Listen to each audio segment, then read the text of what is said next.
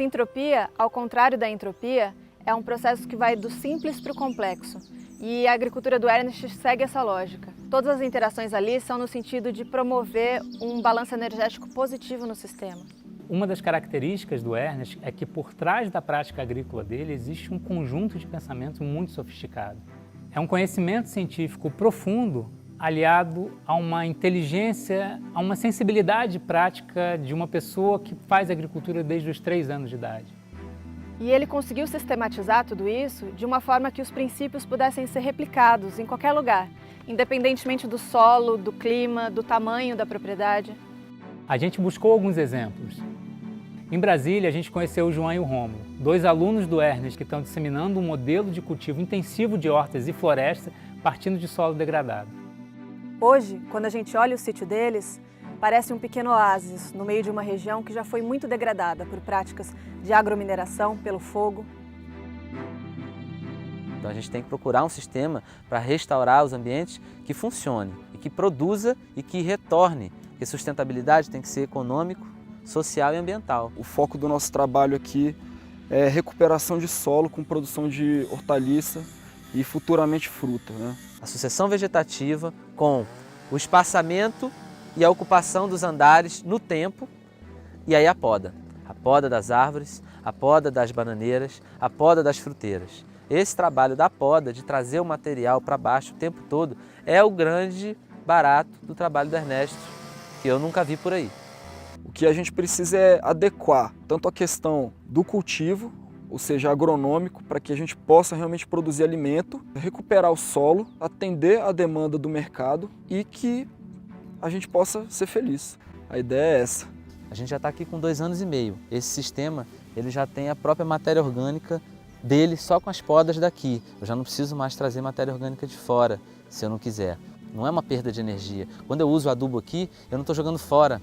É o contrário da agricultura convencional, seja orgânica ou não. Quando a gente aduba aqui, a gente pega 1 e transforma em 500. A gente não. A agrofloresta transforma. 1 em 500. Na agricultura convencional, seja orgânica ou não, a gente põe 1 e daqui a pouco tem 0,3. E daqui a pouco tem que botar 2, não mais 1. Né? Porque a gente não está trabalhando com a vida, com os processos da vida. Então aqui a gente usa o mecanismo floresta, que é o motor que gira e faz o planeta respirar e viver na agrofloresta. No momento que eu colher aqui, o solo vai estar melhor do que ele estava antes. Esse é o meu sonho. Vamos plantar floresta e vamos manejar a floresta, mostrando que o caminho para a floresta produz alimento e a floresta produz alimento. E dentro disso eu me encantei com esse mundo de possibilidades de fazer ecologia na prática e não só da boca para fora.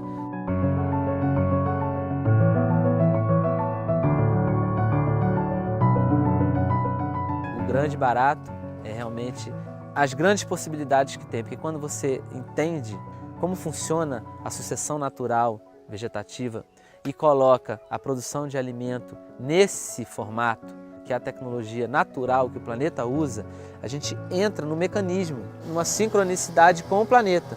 Então, esse é o trabalho do Ernesto. Ele entendeu como funciona a floresta e ele coloca, então, a produção de alimento para funcionar na engrenagem do planeta. Esse é o trabalho da abundância, para a gente chegar num estado de abundância.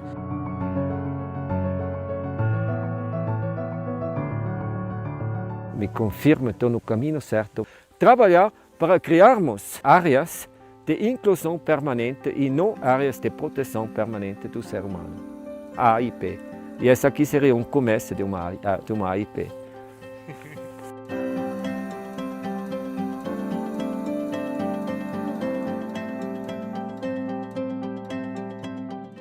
E já faz 7 anos que a agricultura sintrópica vem sendo adaptada para grandes áreas. Os princípios são os mesmos. O desafio é colocar isso numa forma para ser mecanizada.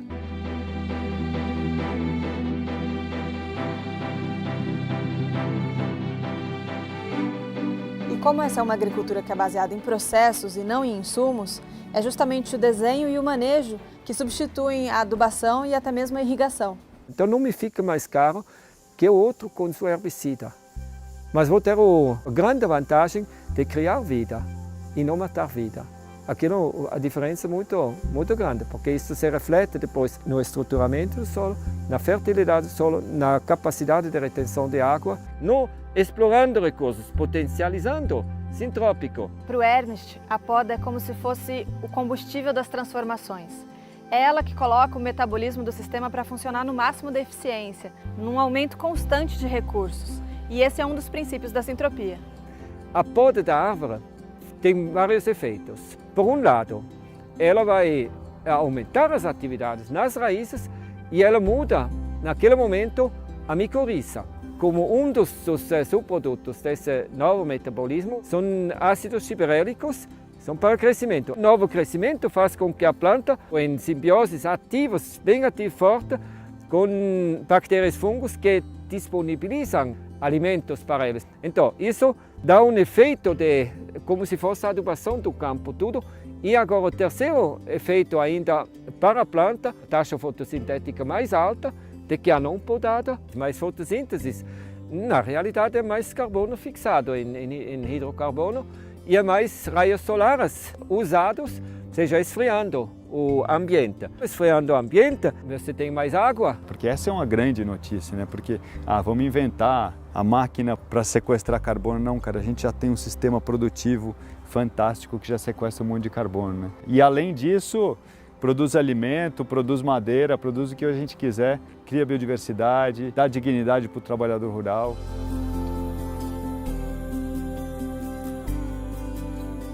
Se com pouco tempo os meninos de Brasília e a Fazenda da Toca perceberam melhoras, imagina um lugar que recebe esse manejo há 40 anos.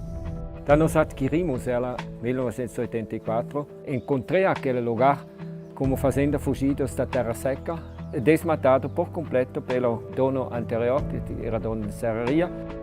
Os maiores problemas que eu tive no início era água, seco e vento.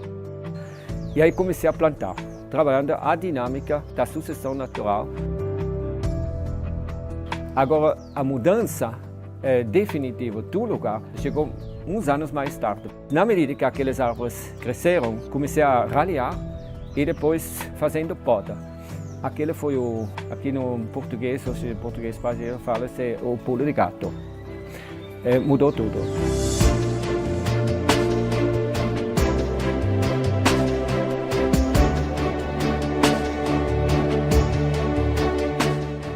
Já são 500 hectares reflorestados. Hoje, a fazenda do Ernest é considerada um dos fragmentos mais férteis e biodiversos da Mata Atlântica.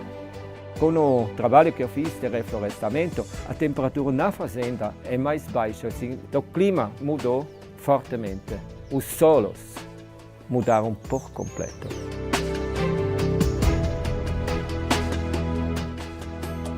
Nos últimos anos, a dinâmica da floresta começou a radiar para fora, assim com que a microrregião está sendo influenciada, está aumentando cada vez mais as chuvas, porque no núcleo, na fazenda, está chovendo.